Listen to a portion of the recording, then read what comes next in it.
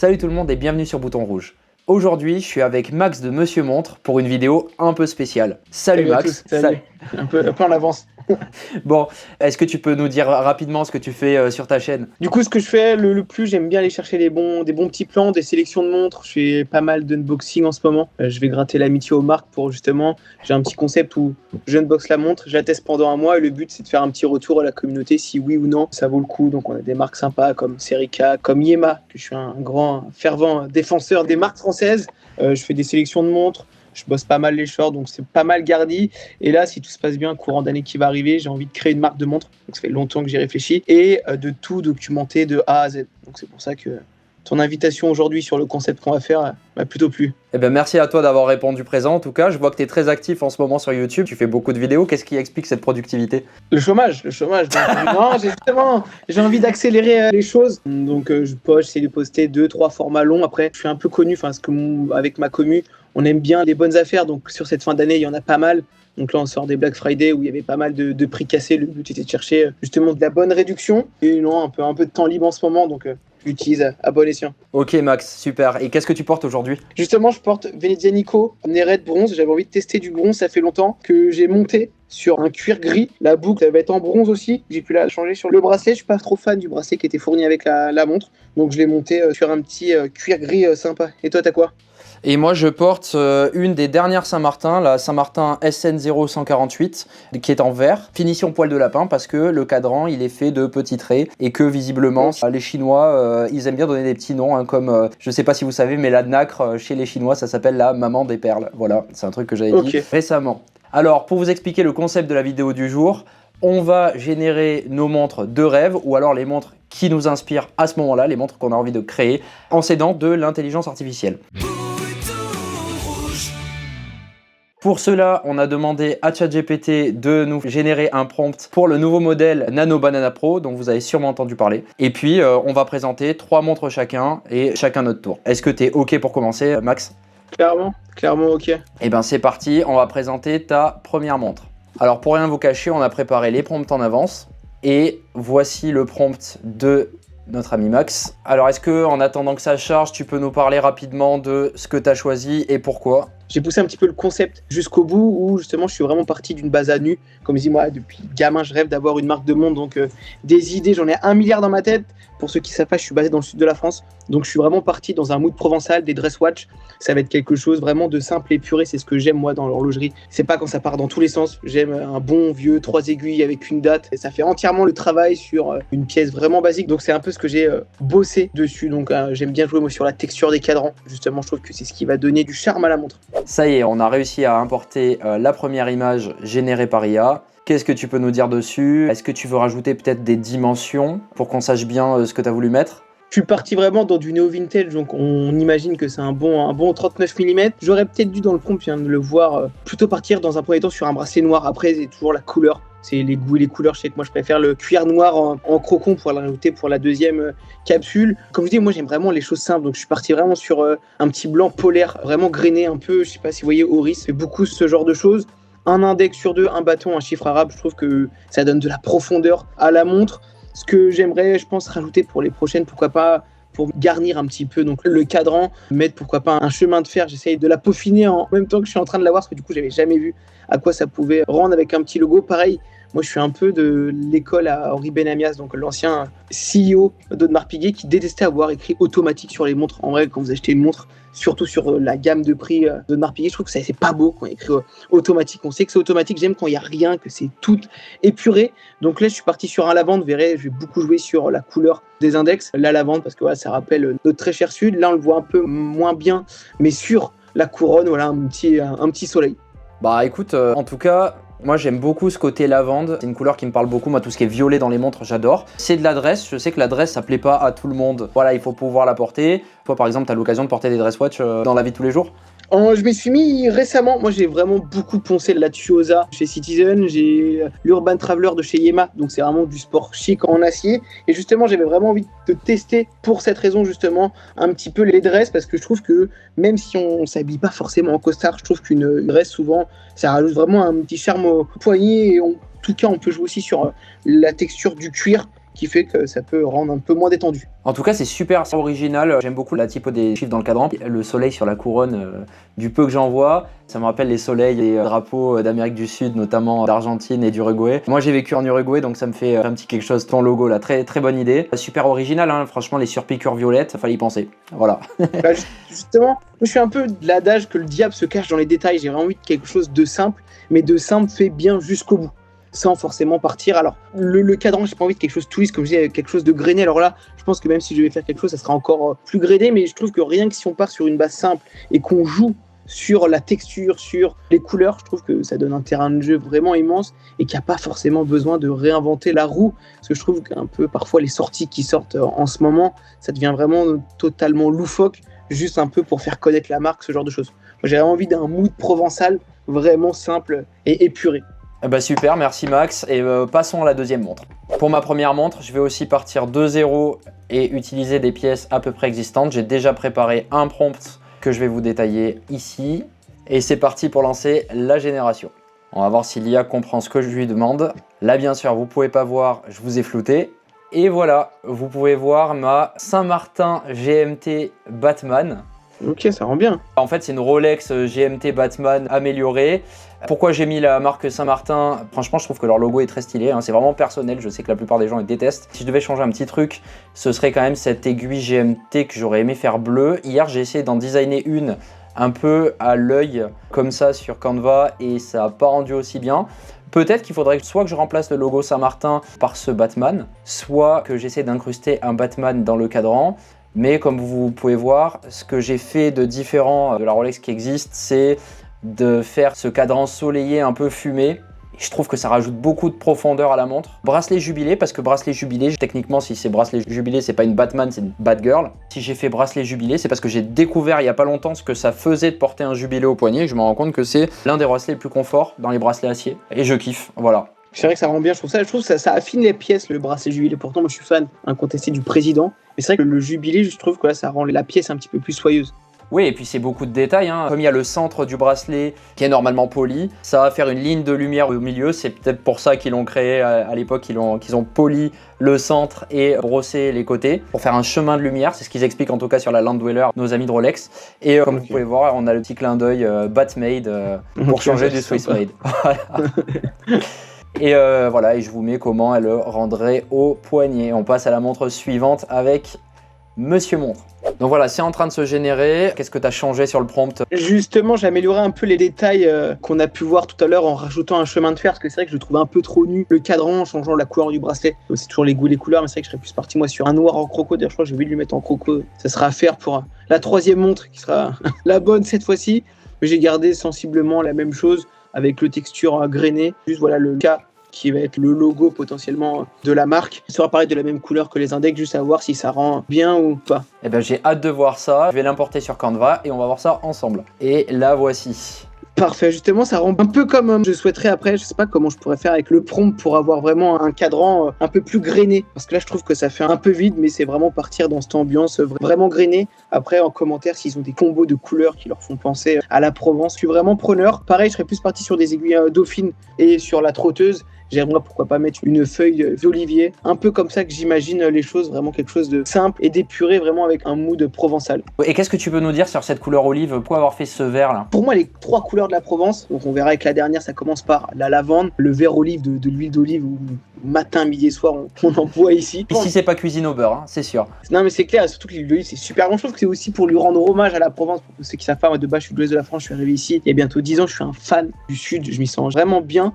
Et c'est un peu ce que j'essaye de retranscrire dans ces montres-là. Eh ben super, une vraie identité, merci beaucoup. Pour la troisième montre, je vais partir d'une marque existante, française, que vous connaissez sans doute, et je vais demander à l'intelligence artificielle de modifier ses couleurs et quelques éléments de la montre, afin qu'elle corresponde au personnage dont on va parler un peu plus tard. On reste toujours dans le milieu du cinéma, pour vous dire, j'ai pas trop changé de thème. Et là, je tape le prompt, modifie les couleurs de cette montre, afin qu'elles correspondent au personnage du...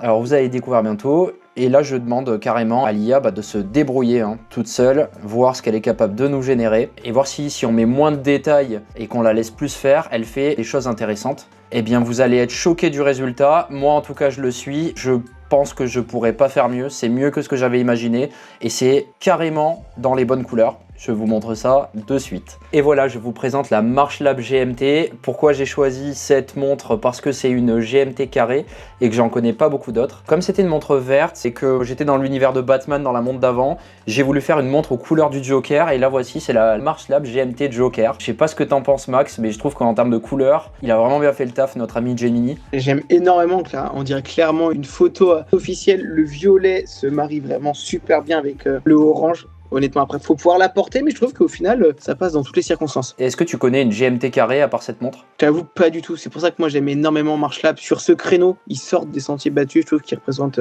assez bien la France avec des designs vraiment sympas, une ADN forte et du coup, des mouvements quali à l'intérieur. Ouais, ben on est d'accord là-dessus. N'hésitez pas à nous dire ce que vous pensez de nos créations en commentaire. On vous laissera également nous glisser des idées pour une éventuelle prochaine vidéo si ça vous plaît, pour que vous nous fassiez générer les montres que vous souhaitez générer. Et bien passons à la dernière montre de Max, en espérant que Max tu aies pu peaufiner les détails qui te plaisaient pas forcément sur la montre d'avant. C'est bon Max, est-ce que tu as pu régler ce que tu voulais dans le prompt et rajouter des détails que tu avais pas tout à l'heure? C'est good.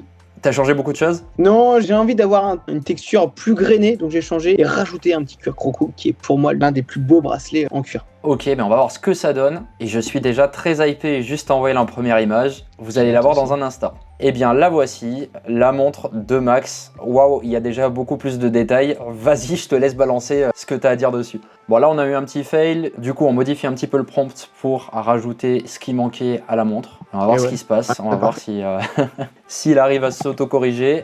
Ah oui, c'est beaucoup mieux. Il me tarde de voir ça. Et là, voici. Est-ce que tu la vois? Ouais, je la vois, ça ressemble de plus en plus à ce que j'aimerais faire pour être le plus transparent possible. Moi, les phases de lune, j'adore, je trouve ça super poétique. Sur les dress watch, je trouve que c'est pas ultra travaillé, on n'a pas l'habitude de beaucoup en voir. Justement, ça rajoute en fait de la profondeur, encore une fois, à la montre. C'est pour ça que j'aime pas forcément rajouter beaucoup de choses dans le cadran, parce que j'aimerais au plus pouvoir mettre une phase de lune, là, le biociel, donc couleur du ciel bleu à Marseille, couleur de l'OM, couleur de la mer, donc la trotteuse bleue, pourquoi pas. Alors, c'était pas forcément quelque chose que j'avais demandé, mais ça peut plutôt bien rendre, et toujours ce cuir en croco avec toujours les surpiqûres qui vont rappeler la couleur des index. Eh ben écoute, super choix, moi aussi j'adore les phases de lune. D'ailleurs tu remarqueras qu'il y a une petite erreur ici sur le 6, il a coupé malheureusement. J'en veux pas. Et voici donc voilà, ta Sainte Trinité avec tes 3 couleurs. Alors qu'est-ce que t'en penses de tes créations? Ça rend plutôt pas mal et justement je pourrais passer des nuits entières et c'est d'ailleurs ce que je fais de mon côté pour pas vous mentir. C'est en fait dès qu'on commence à faire ça, je trouve qu'il y a un côté addictif où on a toujours envie de l'améliorer. On voit très bien la montée en puissance sur le cadran grainé que je parle, le texturé comme ça. Je sais qu'il y a une Grand Seiko qui se vend dans les 12 000 €, qui a un cadran pareil qui est magnifique sur ce type de texture. C'est pas quelque chose que j'avais demandé dans le prompt, mais justement que ce soit des index appliqués en relief qui ressortent, ça pour moi c'est super important, c'est aussi gage de qualité, que ça soit pas juste un imprimé, et ça rajoute aussi une certaine structure à la montre. Clairement, on se rapprocherait vraiment de ce que j'aimerais faire de la dernière pièce qui est pour moi plus de charme. Oui, c'est vrai. Déjà, dans tes prompts, il y a eu une montée en puissance, c'est-à-dire que là, on est de plus en plus détaillé. Mais vraiment, ouais, ta phase de lune, là, à la fin, à part cette petite histoire de 6, elle ressemble, je pense, à la montre la plus aboutie, clairement. Et quand on la voit comme ça, en tout cas, je pourrais l'imaginer en vrai, ouais, effectivement. C'est vraiment ce que j'aime. Après, il y a quelque chose, ça justement, pourquoi pas avoir un débat dans les commentaires qui peut faire peur, parce que là, ça reste une discussion de passionnés, mais est-ce que ça peut remplacer aujourd'hui des outils qui existent et voir des métiers? Est-ce que être designer de montre, ça reste à l'agenda un vrai métier? Dites-nous ça dans les commentaires. Et t'as rien d'autre à rajouter sur ça? Je me dis, à l'intérieur, avec un petit mouvement japonais, dans des prix qui sont plus que raisonnables, n'hésitez pas à me dire votre avis là-dessus, s'il y a un potentiel ou si justement je m'enflamme de mon côté avec ce mood provençal. Oui, alors la question qu'on s'était pas posée avant, en tout cas dont on n'avait pas parlé au fil de cette vidéo, c'est quel mouvement on mettrait dans ces montres. Alors toi, tu parlerais plutôt de mouvement japonais. Est-ce qu'il n'existe pas un mouvement made in Marseille qui a été créé pour faire des montres? Pas à ma connaissance. Après, c'est toujours le nerf de la guerre quand on veut développer un projet. On a tous envie de mettre du Suisse dedans, du Lajou Pérez, ce genre de choses, mais est-ce que ça va pas faire flamber le prix de la montre? Aujourd'hui, on voit qu'on veut se faire plaisir, à part des micro-marques pour moi qui vont jouer le jeu type Baltic, qui vont vous sortir des belles pièces pour 500, 600 € à l'intérieur. C'est du Seiko, c'est du Miyota. Et pour moi, ça fait entièrement le travail, surtout sur cette gamme de prix, et ça permet, pour être le plus transparent, je suis déjà en contact avec des usines en Suisse, et c'est vrai que mettre un mouvement suisse à l'intérieur, ça fait de suite exploser le prix de la montre. Alors c'est toujours une question pour moi d'offre et de demande, mais c'est vrai que moi j'aimerais vraiment avoir quelque chose avec des prix raisonnables, des designs sympas et surtout quali, du verre saphir, un mouvement quali, une montre fun Et voilà, ça permet de se faire plaisir pour pas trop cher. En tout cas, merci de nous faire entrer dans les coulisses de ton projet. Il y en a certains qui doivent se demander comment est-ce qu'on fait pour créer une marque, par quelles questions on doit passer, quelles questions on doit se poser pour savoir quel fournisseur on va chercher, dans quel pays. Donc merci de nous présenter ces détails. Avec plaisir. Et on va passer à ma dernière montre. Et pour ma dernière montre, on reste encore sur l'univers du cinéma. Pour l'instant, vous ne pouvez pas encore la voir. Et ça va être encore une modification d'une montre qui existe. Vous allez voir ce que vous allez voir. Wow. Ok, alors, petit problème technique. Et voilà, après un petit fail, j'ai enfin réussi à obtenir ce que je voulais. Voilà ce que Gemini m'a généré. Je suis parti de la Mido Multifor Power Reserve. J'ai voulu rester sur la même DA, c'est-à-dire le cinéma. Et voilà, les couleurs noires et vertes de la version de base me faisaient penser à Matrix. Du coup, j'ai voulu lui faire incruster les suites de nombres derrière en vert dans le cadran, ainsi que accentuer un petit peu le vert pour faire un peu néon. Bah déjà, dis-moi ce que t'en penses. C'est plutôt pas mal, ça rend bien. Alors, j'ai jamais vu Matrix pour être... Alors, je connais comme tout le monde, j'ai jamais vu le film, mais on respecte vraiment bien la DA. Et clairement, je trouve que ça respecte aussi le mood de Mido, qui teste beaucoup de choses. Donc, c'est vraiment une collab pour moi qui pourrait faire. Bah, moi, ce qui me plaît dans la montre de base, justement, c'est ce truc qui est un peu futuriste. Donc, cette réserve de marche affichée sur le cadran, cette jauge de réserve de marche qui fait très Spring Drive, en fait. Hein. Ça fait grand Seiko pour un prix dérisoire. Hein, parce que Mido, en fait, ils nous font des montres super quali pour des prix, on va pas dire raisonnables, mais abordables pour du suisse. C'est clairement ce que je veux dire, honnêtement, une sorte entre 1002 et 1005 pour certaines, voire en dessous moins. Surtout si vous attendez un an, sur tous les sites de revendeurs, vous pouvez les choper souvent à 700, 800, 900 euros. Et c'est vrai que pour du suisse, clairement, je trouve que ça reste vraiment très honnête. Bah, on est d'accord. Et d'ailleurs, je voulais vous le montrer, le petit fail que m'avait fait notre ami Gemini juste avant. Il s'est trompé dans le prompt et du coup, il m'a fait la Marche Lab de tout à l'heure en version Matrix. Et je crois qu'elle est encore plus sympa que la Mido, j'ai l'impression. T'aimes bien celle-là? Ouais, honnêtement, c'est plus le cadran derrière, je trouve, un peu plus clair qui fait ressortir tous les index. Et je trouve que ça reste aussi dans, du coup, le mood vert de Marche Lab. Le logo est vraiment pas mal aussi. Donc non, c'est vraiment sympa. Oui, bah parce que regarde, en fait, elle part de la vraie Mido avec le cadran comme ça qui fait rideau. Elle ressemble plus à la véritable Mido parce que là, comme vous pouvez voir, Gemini, il a modifié le cadran. Et voilà, je trouve que ça rend très bien. Et donc voilà, si on la met de côté et qu'on fait ma trinité des montres, alors moi, du coup, c'était plutôt des montres typées cinéma. On aurait la Saint-Martin Batman ou Batgirl, la March Lab Joker et la Mido Matrix. N'hésitez pas à nous dire ce que vous en pensez en commentaire. Qu'est-ce que tu penses de cette trinité, toi? Toi, c'est la tienne, laquelle tu mettrais avant que je donne mon avis? Bah écoute, en vrai, celle qui me parle le plus, c'est la Mido, parce que moi, comme je l'imagine, c'est un truc qui pourrait briller même la journée. Une montre hyper néon, qui fait futuriste. Moi, je vois un truc limite lumineux dans la journée, où on te poserait la question, mais qu'est-ce que t'as au poignet? Très dans le délire énergie, en fait. Hein. C'est la March Lab, je trouve, qui rend superbement bien. Alors, c'est osé de mettre du orange, du violet, du vert sur le papier, on dirait ça va pas du tout marcher. Et justement, je trouve, alors parce qu'il y a aussi un jeu de profondeur sur les March Lab qui est vraiment sympa, et je trouve que ça rend vraiment superbement bien.